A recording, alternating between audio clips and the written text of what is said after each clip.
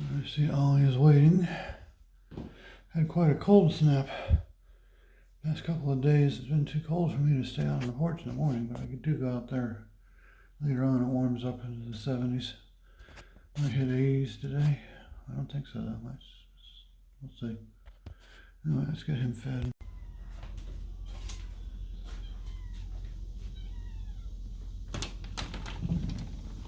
Good morning. Oh boy, still got near water.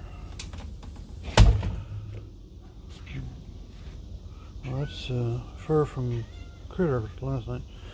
I trimmed about 2 pounds of matted fur off a critter last night. In the dark, no less. Alright, so I'll take this. Oh, here's your fresh water. Isn't that nice?